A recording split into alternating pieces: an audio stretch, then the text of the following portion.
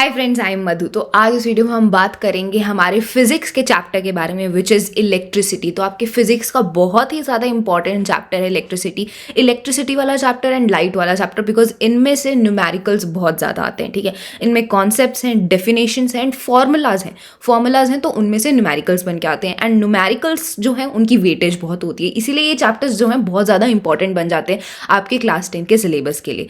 तो आज इस वीडियो में हम इलेक्ट्रिसिटी वाले चैप्टर की पूरी रिवीजन करने वाले, वन शॉट रिवीजन। अगर ऐसा कोई कॉन्सेप्ट है जो आपको समझ में ही नहीं आ रहा, बिल्कुल आपने स्टार्ट नहीं किया, तो मैं रिकमेंड करूंगी कि आप फुल एक्सप्लेनेशन वाली वीडियो देखें। यहाँ पर हम टॉपिक्स को रिवाइज करेंगे, जल्दी जल्दी रिवीजन करेंगे उनकी, and then we will later videos में हम क्वेश्चंस की भी प्रैक्टिस करेंगे। तो हम कर रहे हैं आज इलेक्ट्रिसिटी वाला चैप्टर, सो स्टे ट्यून्ड। तो सबसे पहले हम बात करते हैं इलेक्ट्रिक करंट की। अब इलेक्ट्रिक करंट क्या होता है? तो it is the rate of flow of charge किस रेट पे फ्लो कर रहा है। चार्ज क्या होता है? चार्ज में इलेक्ट्रॉन्स होते हैं। अब वो किस रेट में फ्लो कर रहा है। रेट मतलब एक पर्टिकुलर अमाउंट ऑफ चार्ज कितने टाइम में फ्लो करता है, उसको रेट बोलते हैं ना। किसी भी चीज़ का रेट निकालना है तो क्या रेट है फ्लो ऑफ चार्ज का एक पर्टिकुलर एरिया में से, उसको बोला जाता है इलेक्ट्रिक करंट। इलेक्ट्रिक सर्किट क्या है? ये क्लोज्ड पाथ है जिसमें से इलेक्ट्रिक करंट पास कर रहा है। मतलब एक ऐसा पाथ, क्लोज्ड और कंटिन्यूस पाथ जिसमें से इलेक्ट्रिक करंट फ्लो कर रहा है, उसको हम क्या बोलेंगे? उसको हम बोलेंगे इलेक्ट्रिक सर्किट। ठीक है, अब जैसे फॉर एग्जांपल जो करंट है वो हमारा वायर्स में से जाता है, तो वायर क्या है? क्लोज्ड और कंटिन्यूस पाथ है जिसमें से करंट फ्लो कर रहा है, चार्ज फ्लो कर रहा है, तो उसको हम क्या बोलेंगे?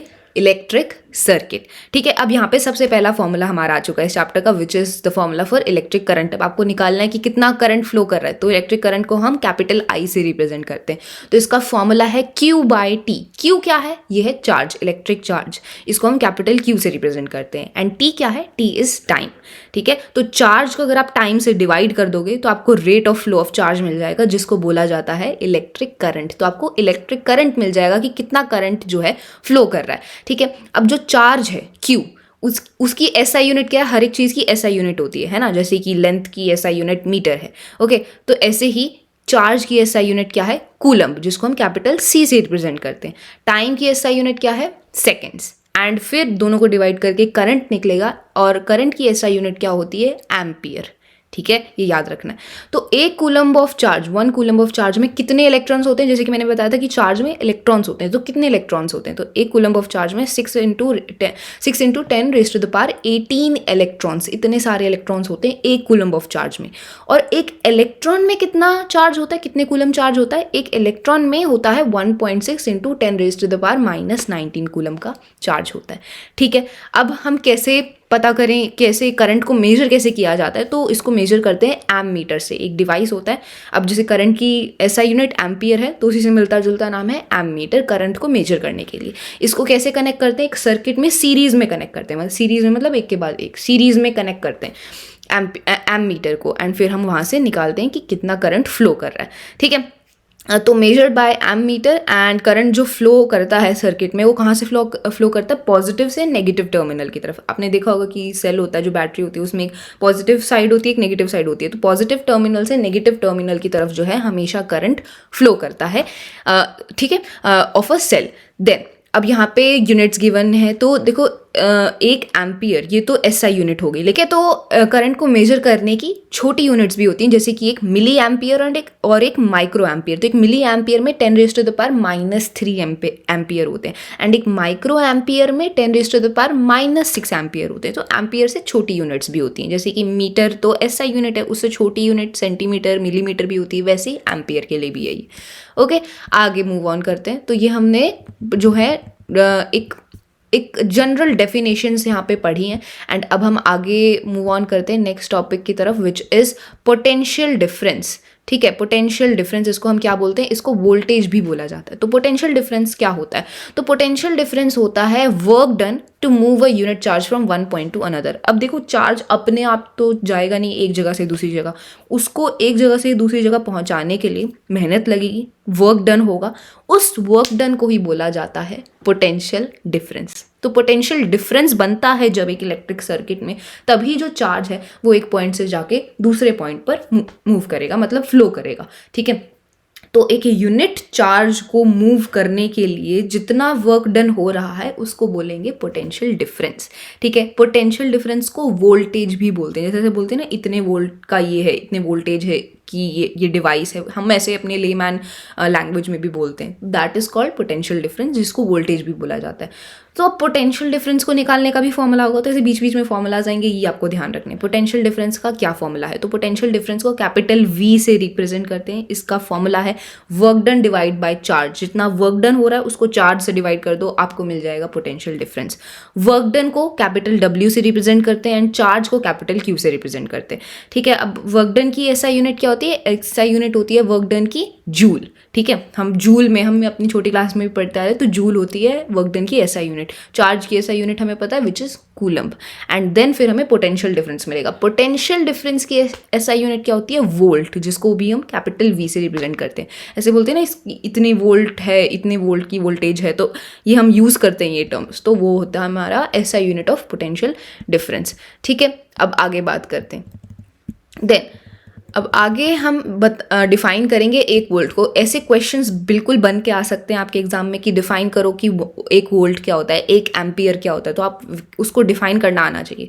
तो एक volt of electric potential difference क्या होता है? It is equal to 1 joule of work done to move a charge of 1 coulomb. मतलब अगर 1 कूलम चार्ज को मूव करने के लिए 1 जूल का वर्क डन हो रहा है, तो उसको वो क्या होगा? 1 वोल्ट का इलेक्ट्रिक पोटेंशियल डिफरेंस के इक्वल होगा।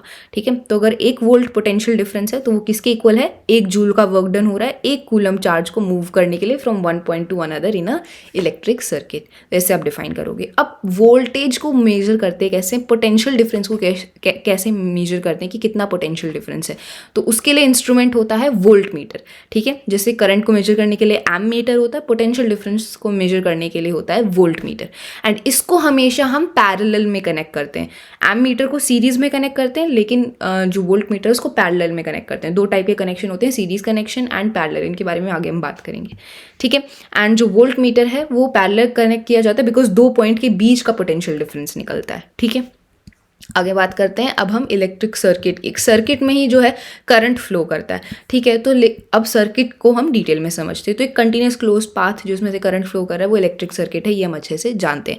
अब एक इलेक्ट्रिक सर्किट में क्या क्या चीज़ें होती हैं? तो इसमें एक सेल होता है, बैटरी होता है। सेल बैटरी का काम क्या होता है? पोटेंशियल डिफरेंस क्रिएट करना।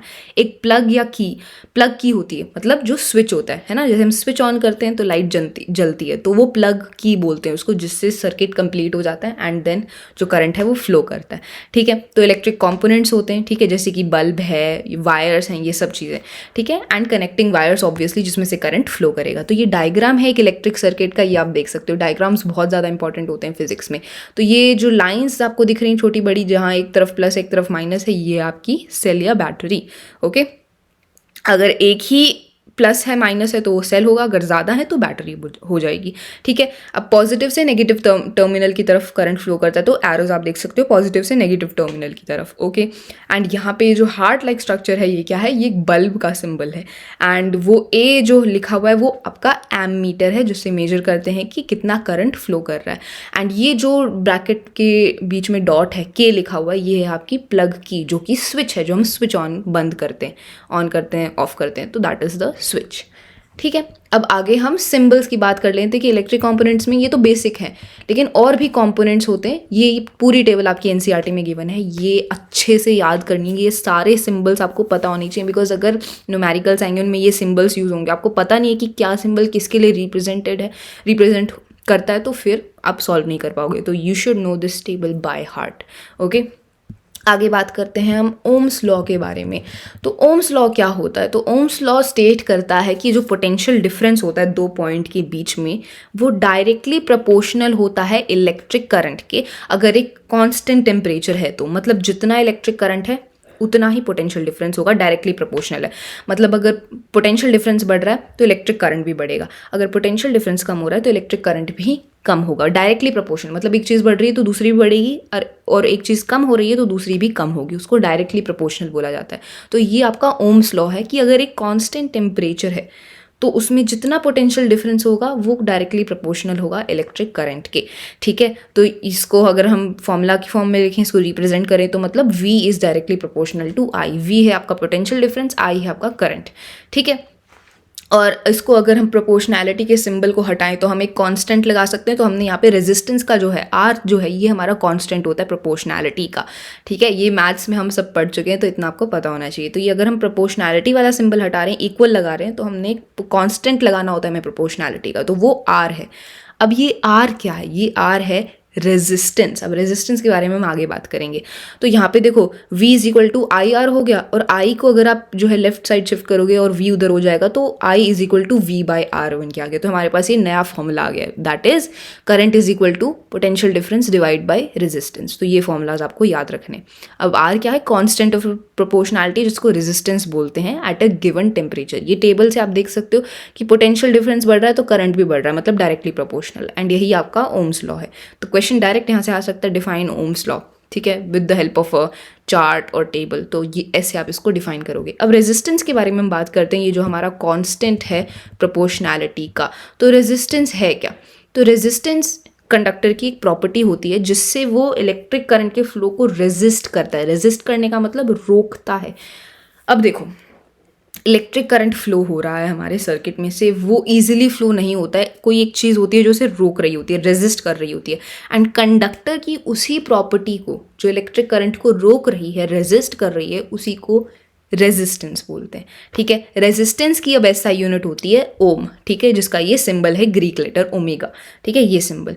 तो that is the SI unit. अब रेजिस्टेंस निकालने का फॉर्मूला भी होगा। रेजिस्टेंस कैसे निकालने की? एक कंडक्टर में कितनी रेजिस्टेंस है, तो वो आप V बाई आई करके निकाल सकते हो, potential difference divide by current, वहां से आपको रेजिस्टेंस मिल जाएगी। तो एक ओम रेजिस्टेंस को कैसे डिफाइन करेंगे? वो इक्वल है 1 एम्पियर ऑफ करंट के। अगर 1 एम्पियर करंट फ्लो कर रहा है कंडक्टर में से 2 पॉइंट्स के बीच में, और अगर पोटेंशियल डिफरेंस 1 वोल्ट है तो कितनी रेजिस्टेंस होगी? 1 ओम की रेजिस्टेंस होगी। तो ऐसे आप 1 ओम रेजिस्टेंस को डिफाइन करोगे, ठीक है। ये डायग्राम की हेल्प से आपको और अच्छे से क्लियर होगा कि देखो जो पोटेंशियल डिफरेंस है वो तो करंट को फ्लो करवाता है, वो तो पुश करता है। तो वोल्टेज यहाँ पे पुश कर रहा है करंट को फ्लो करने के लिए। करंट बेसिकली चार्ज है, जो हमारे इलेक्ट्रॉन्स हैं, ये माइनस में जो आपको दिख रहे हैं गोल गोल, ये आपका करंट है, चार्जेस हैं। तो वोल्टेज या फिर पोटेंशियल डिफरेंस वो तो पुश करता है कि जो करंट है वो फ्लो करे, और रेजिस्टेंस रोकता है, ठीक है। तो यहाँ पे ये अपोजिंग फोर्सेस है। वोल्टेज, पोटेंशियल डिफरेंस तो भाई दैट्स द रीजन कि चार्ज फ्लो कर रहा है, एंड रेजिस्टेंस उसको रोकता है, रेजिस्ट करता है, ठीक है। तो ये डायग्राम की हेल्प से आप और अच्छे से समझ सकते हो। आगे, अब रेजिस्टेंस एक कंडक्टर की किस पे डिपेंड करती है कि एक कंडक्टर में कितनी रेजिस्टेंस होगी? तो ये डिपेंड करता है 3 चीज़ों पे। नेचर ऑफ मटेरियल, कि वो जो कंडक्टर का मटेरियल है वो कैसा है, ठीक है। अब जैसे कि कुछ ऐसे मटेरियल्स होते हैं जो ज़्यादा हिंड्रेंस, जिनकी ज़्यादा रेजिस्टेंस होती है, ठीक है, ठीक है। और कुछ ऐसे होते हैं जो कम हिंड्रेंस, कम रेजिस्टेंस जो है जिनकी होती है, जिनकी कम हिंड्रेंस होती है, मतलब जिनमें कम रेजिस्टेंस होती है, वो अच्छे कंडक्टर होते हैं इलेक्ट्रिसिटी की, जैसे कि सिल्वर हो गया, कॉपर हो गया। तो ज़्यादातर जो हमारी वायर्स हैं वो कॉपर की बनी होती है, बिकॉज उसमें कम रेजिस्टेंस होती है, वो अच्छे कंडक्टर होते हैं इलेक्ट्रिसिटी के, समझ रहे हो। तो और कुछ ऐसे होते हैं जिनमें जो है ज़्यादा रेजिस्टेंस होती है, तो they are poor conductors of electricity, bad conductors, insulators जिनको हम बोलते हैं, जैसे प्लास्टिक, ठीक है। अब कंडक्टर की लेंथ पे भी जो है रेजिस्टेंस डिपेंड करती है, ठीक है, डायरेक्टली प्रोपोर्शनल है। जितनी ज़्यादा लेंथ उतनी ज़्यादा रेजिस्टेंस, जितनी कम लेंथ उतनी कम रेजिस्टेंस, ठीक है। तो रेजिस्टेंस जो है वो लेंथ से जो है डायरेक्टली प्रोपोर्शनल है। लेंथ बढ़ेगी तो रेजिस्टेंस भी बढ़ेगी, लेंथ कम है तो रेजिस्टेंस भी कम होगी, तो दे आर डायरेक्टली प्रोपोर्शनल। अब क्रॉस सेक्शन का एरिया, मतलब फॉर एग्जाम्पल मैं आपको एग्जाम्पल देती हूँ। ये आपका जो है, दिस इज़ द वायर, ये आपका सर्किट है, ठीक है। ये कंसीलर की बॉटल है, बट आप एग्जाम्पल के लिए समझो। देखो, दिस इज़ द वायर, ठीक है, ये आपका वायर है, यहाँ से करंट फ्लो कर रहा है। अब क्रॉस सेक्शन का एरिया, मतलब ये देखो, ये जो आपका क्रॉस सेक्शन का एरिया है, ये जितना ज़्यादा होगा उतनी जो रेजिस्टेंस है वो कम होगी, ठीक है। अगर एरिया ज़्यादा है, मतलब अगर ये ज़्यादा इसकी विड्थ है, विड्थ मान लो area of the cross section, अगर ये ज़्यादा है तो रेजिस्टेंस कम होगी। अगर ये जितना ज़्यादा पतला है तो मतलब जितना कम है उतनी रेजिस्टेंस ज़्यादा होगी, ठीक है। तो ऐसे आप समझ सकते हो, ठीक है। तो रेजिस्टेंस जो है वो इन्वर्सली प्रोपोर्शनल है यहाँ पे किसके? एरिया ऑफ क्रॉस सेक्शन के। मतलब अगर जो वायर है उसका एरिया अगर ज़्यादा है तो रेजिस्टेंस कम, अगर उसका एरिया कम है, मतलब पतली वायर है, तो रेजिस्टेंस होगी ज़्यादा, ठीक है। तो resistance is inversely proportional to the area of cross section. तो यहाँ से हमारी इक्वेशन बन गई, resistance is inversely proportional to 1/a। A क्या है? A is the area of cross section, तो ये इन्वर्सली प्रोपोर्शनल है। तो ये फर्स्ट हमारी जो इक्वेशन है और दोनों ये सेकेंड जो इक्वेशन है, इससे हमारी एक और यहाँ पे फॉर्मूला बन के आ जाएगा। इसको अगर हम ज्वाइन करें तो एक और फॉर्मूला यहाँ पे बन के आएगा कि जो रेजिस्टेंस है वो डायरेक्टली प्रोपोर्शनल है लेंथ के एंड इन्वर्सली प्रोपोर्शनल है एरिया ऑफ क्रॉस सेक्शन के। अब ये प्रोपोर्शनैलिटी वाला सिंबल हम हटाएंगे तो क्या लगेगा? कांस्टेंट ऑफ प्रोपोर्शनैलिटी लगा देंगे हम, एंड वो कांस्टेंट ऑफ प्रोपोर्शनैलिटी अब की बारी है क्या है? ये पी वाला सिंबल, इसको हम क्या बोलते हैं? रो बोलते हैं, ठीक है। इसको रो बोलते हैं एंड ये प्रोपोर्शनैलिटी कांस्टेंट है, एंड इसको हम क्या बोला जाता है? Electrical resistivity. रेजिस्टेंस अलग है, रेजिस्टिविटी अलग है, ये आपको समझने की जरूरत है, ठीक है। रेजिस्टिविटी का ये सिंबल है रो, पी जैसा सिंबल है, इसको रो बोलते हैं एंड इसको रेजिस्टिविटी बोला जाता है। तो रेजिस्टिविटी क्या होता है? रेजिस्टिविटी होता है resistance of a conductor of unit length and unit area cross section. मतलब एक यूनिट लेंथ की एंड एक unit area of cross section की जो उस पर्टिकुलर की जो रेजिस्टेंस होगी उसको रेजिस्टिविटी बोलेंगे। तो रेजिस्टिविटी जो है वो कंडक्टर के, वो एक कंडक्टर स्पेसिफिक होती है, ठीक है, मटेरियल स्पेसिफिक होती है। अब रेजिस्टिविटी की एसआई यूनिट क्या होती है? ओम मीटर होती है, ठीक है, ओम मीटर, ठीक है। तो ओम एंड मीटर ये इसकी एसआई यूनिट है। रेजिस्टिविटी ऑफ अ मटेरियल जो है वो लेंथ पे, एरिया ऑफ क्रॉस सेक्शन पे बिल्कुल डिपेंड नहीं करती है। वो किस पे डिपेंड करती है? जो कंडक्टर है उसके नेचर पे, मटेरियल मतलब किस मटेरियल का वो बना है, एंड टेम्परेचर पे, क्या टेम्परेचर है। तो रेजिस्टिविटी रेजिस्टेंस से ऐसे अलग है, ठीक है। तो ये डिफरेंस के फॉर्म में जो है ये क्वेश्चन आ सकता है कि रेजिस्टेंस एंड रेजिस्टिविटी में क्या डिफरेंस है। अब जो मेटल्स होते हैं, जो एलॉयज होते हैं, जो अच्छे कंडक्टर्स होते हैं इलेक्ट्रिसिटी के, उनकी रेजिस्टिविटी बहुत कम होती है, ठीक है। रेंज आप देख सकते हो 10⁻⁻8 ओम मीटर इन सब के बीच में होती है। तो these are good conductors.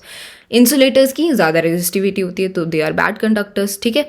And copper, aluminium, ये सब इलेक्ट्रिकल ट्रांसमिशन, इन्हीं की तो वायर बनती है, यहीं से इलेक्ट्रिसिटी ट्रांसमिट होती है बिकॉज इनकी रेजिस्टिविटी कम है, ठीक है। एंड एलॉयज जो हैं, जो एलॉयज होते हैं मेटल्स के, उनको हम इलेक्ट्रिकल हीटिंग अप्लाइंसेज में, हीटर हो गया, इन सब में यूज़ करते हैं। जो आयरन है उसमें यूज़ करते हैं बिकॉज इनमें भी रेजिस्टिविटी कम होती है, ठीक है। तो सॉरी, एलॉय की जो रेजिस्टिविटी होती है वो जनरली उनके कॉन्स्टिट्यूएंट मेटल से ज़्यादा होती है, ठीक है। लेकिन जो एलॉयज हैं वो जल्दी ऑक्सीडाइज नहीं होते, मतलब जल्दी उनमें आग नहीं लगती है हाई टेम्परेचर्स पर।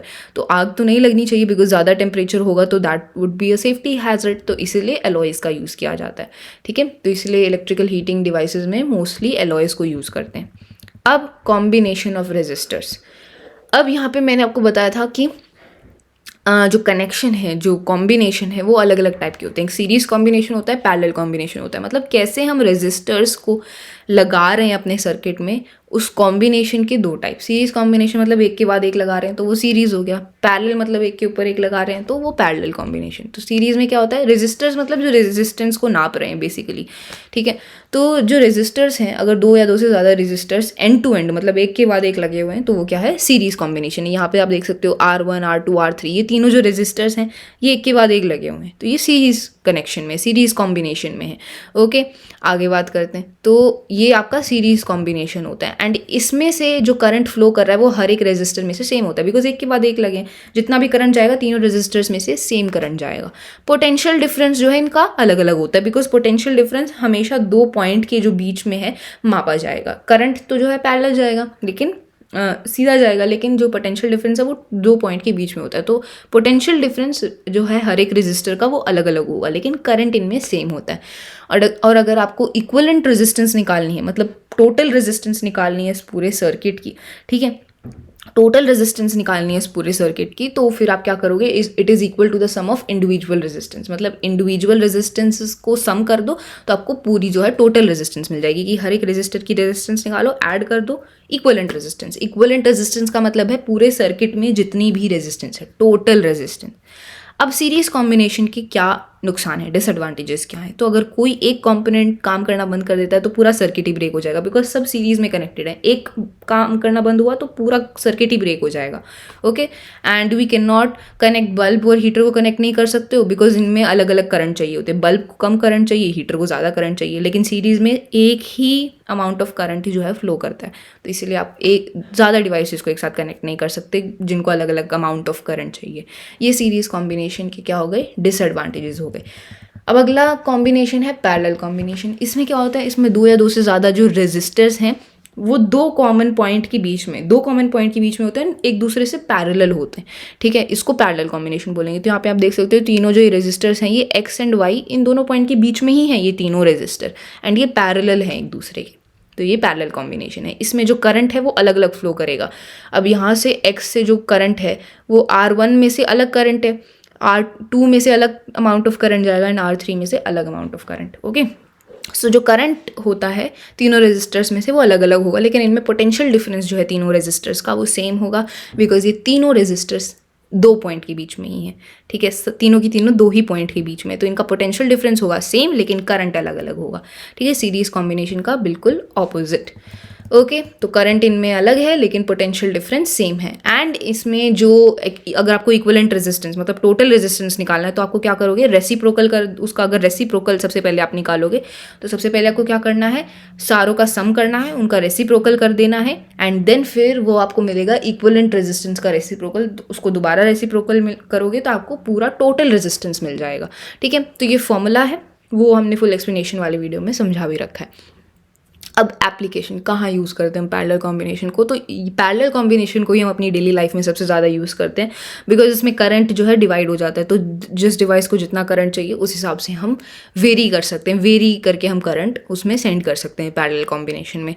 तो इसमें क्या होता है, तो अगर मान लो बल्ब और हीटर हमें साथ में कनेक्ट करना है तो वो हम पैरेलल कॉम्बिनेशन में करते हैं, बिकॉज बल्ब को अलग अमाउंट ऑफ करंट चाहिए, हीटर को अलग, ठीक है, तो इसीलिए पैरेलल कॉम्बिनेशन ज़्यादा हाउस होल्ड सर्किट्स में यूज़ होता है।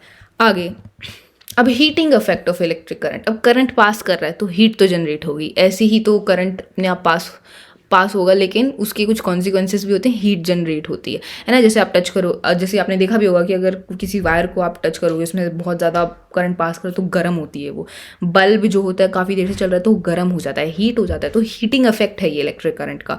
तो एक इलेक्ट्रिक सर्किट जो प्योरली रेजिस्टिव है, ठीक है, जो जिसमें रेजिस्टिव है वो, तो उसकी जो एनर्जी है वो डिसिपेट होती है हीट की फॉर्म में, ठीक है, जो एनर्जी है वो हीट की फॉर्म में जो है निकलती है, डेसिपेट होती है, इसको हीटिंग इफेक्ट बोलते हैं। जैसे फॉर एग्जांपल अगर इलेक्ट्रिकल एनर्जी सप्लाई हो रही है इलेक्ट्रिक बल्ब में, तो जो फिलामेंट है, जो बल्ब का फिलामेंट होता है वो हीट करता है, एंड इस वजह से ही जो है लाइट बनती है, ठीक है, तो ये हीटिंग इफेक्ट हो गया। अब इसका रीज़न क्या है, क्यों हीटिंग इफेक्ट होता है, तो इलेक्ट्रिक करंट जो है वो हीट जनरेट करता है रेजिस्टेंस को ओवरकम करने के लिए। अब जैसे मैंने बताया पोटेंशियल डिफरेंस तो करंट को मूव करवाएगा, रेजिस्टेंस रोकता है, अब करंट को करना क्या है, उस रेजिस्टेंस को ओवरकम करके वो करंट पास करेगा, तो रेजिस्टेंस को ओवरकम कर रहा है, उसमें मेहनत लग रही है मतलब हीट जनरेट हो रही है, इसीलिए हीट जनरेट होती है जब करंट पास करता है, बिकॉज वो रेजिस्टेंस को ओवरकम करना होता है, उसको एक टाइप से बीच में जो है रुकावट है उसको ओवरकम करना है, उसमें एनर्जी जाएगी, है ना। तो जैसे हम कोई मेहनत करें तो हम बहुत ज़्यादा हमारी एनर्जी लगती है, हमारी सांस फूलती है, पसीना आता है, तो हम वो हीटिंग इफेक्ट जो है वो इसका कॉन्सिक्वेंस है, ठीक है, रेजिस्टेंस को ओवरकम करने के लिए जितनी ज़्यादा रेजिस्टेंस उतनी ज़्यादा जो है हीट जनरेट होगी, सीधी बात है, ठीक है। आगे हम देखते हैं, ये डायग्राम आप देख सकते हो बल्ब का, तो यहाँ पे ये जो फिलामेंट है इसमें जब इलेक्ट्रिसिटी यहाँ से पास करती है तो ये गर्म हो जाता है एंड ये ग्लो करने लगता है, और हाई मेल्टिंग पॉइंट की वजह से ये जो फिलामेंट है ये किसका बना होता है, टंगस्टन का बना होता है, ठीक है, टंगस्टन एलिमेंट का बना होता है, तो फिर ये ग्लो करने लगता है जब हीट जनरेट होती है, एंड ये मेल्ट भी नहीं होता बिकॉज इसका मेल्टिंग पॉइंट ज़्यादा है, ठीक है। ये आपका जो है डायग्राम है, इसकी हेल्प से आप समझ भी सकते हैं, एनसीईआरटी में गिवन है। अब जूल्स लॉ ऑफ हीटिंग, तो ये जूल्स लॉ क्या है हीटिंग का, ये कहता है कि जो हीट प्रोड्यूस हो रही है कंडक्टर में वो डायरेक्टली प्रोपोर्शनल है किसके, square of current for given resistance, मतलब करंट का स्क्वायर कर दो, ठीक है, and resistance for a given current, मतलब जितनी ज़्यादा रेजिस्टेंस उतनी ज़्यादा हीट, ये हमने देखा ही था, and time for which current flows through the resistance, and time की भी डायरेक्टली प्रोपोर्शनल होती है। तो यहाँ से आपका फॉर्मूला आ जाएगा H is equal to I square into resistance into time, तो ये आपका फॉर्मूला बन के आ जाएगा, ठीक है। मतलब जो हीट प्रोड्यूस हो रही है कंडक्टर में वो डायरेक्टली प्रोपोर्शनल है इन तीनों चीज़ के, करंट का स्क्वायर, रेजिस्टेंस के डायरेक्टली प्रोपोर्शनल है, एंड टाइम के डायरेक्टली प्रोपोर्शनल है, ठीक है। आगे, अब इसके क्या एप्लीकेशंस हैं हीटिंग इफेक्ट के, ये रियल लाइफ में इसके एप्लीकेशंस हैं, यूजेस हैं, तो इलेक्ट्रिक बल्ब ही सबसे बड़ा, एंड सबसे पहला हमने जो एप्लीकेशन है वो देखा, बल्ब में हीटिंग होती है उसी वजह से वो बल्ब जलता है, ठीक है, तो that is the application of heating effect, ठीक है।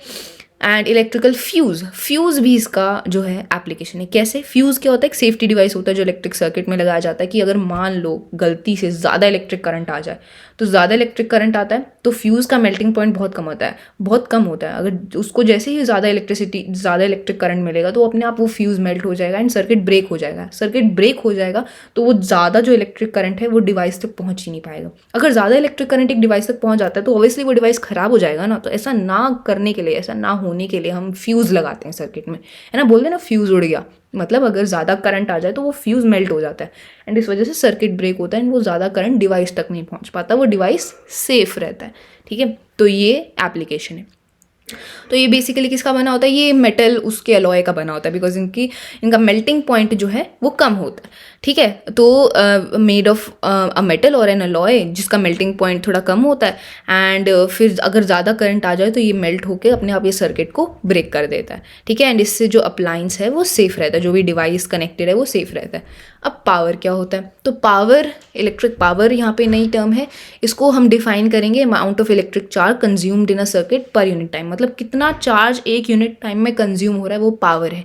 ठीक है, इसका फॉर्मूला है power is equal to V/I, मतलब पोटेंशियल डिफरेंस को करंट से मल्टीप्लाई कर दो वो आपकी पावर है। या फिर इस पावर को आपका और भी फॉर्मूलाज हैं, इसको ऐसे भी कैलकुलेट कर सकते हो I²/R, मतलब करंट का स्क्वायर इंटू रेजिस्टेंस। या फिर इसको फिर आप ऐसे भी लिख सकते हो V² डिवाइड बाय रेजिस्टेंस। तो इसकी डिफरेंट फॉर्मूलाज हैं जो आप यूज़ करोगे पावर कैलकुलेट करने के लिए। ठीक है, SI यूनिट क्या है पावर की? वॉट। ठीक है, इतने वॉट की पावर है, ये हम अपनी नॉर्मल लैंग्वेज में हम यूज़ करते हैं। तो कैपिटल W इसको रिप्रेजेंट करने का तरीका है, ये इसकी SI यूनिट है। तो 1 वॉट ऑफ पावर को कैसे डिफाइन करोगे? 1 वॉट ऑफ पावर जो है कंज्यूम करता है एक डिवाइस अगर वो 1 एम्पियर करंट को जो है 1 एम्पियर करंट को कैरी कर रहा है एंड पोटेंशियल डिफरेंस 1 वोल्ट है, तो that is 1 what of power. इतनी पावर जो है कंज्यूम हो रही है।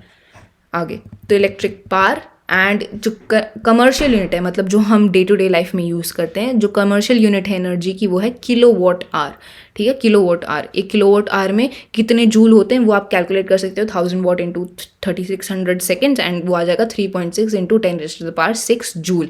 तो 1 किलोवाट आवर में इतने जूल होते हैं एंड 1 किलोवाट आवर को हम बोलते हैं 1 यूनिट ऑफ इलेक्ट्रिकल एनर्जी। जैसे बोलते नहीं कि आज इतने यूनिट एनर्जी जो है, इतने यूनिट इलेक्ट्रिसिटी खर्च हो गई, इतने यूनिट एनर्जी लग गई, तो वो यूनिट क्या है? 1 किलोवाट आवर है। तो ये कमर्शियल यूनिट है जो हम अपने डे टू डे लाइफ में यूज़ करते हैं। तो ये आपका इलेक्ट्रिसिटी का फ्रेंड्स चैप्टर था।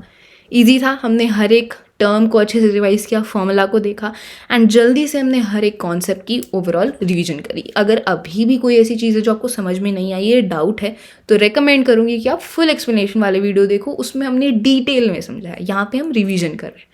ओके, सो फ्रेंड्स ऐसे ही और चैप्टर की भी वीडियोज़ आएंगे। So that's all, thank you so much.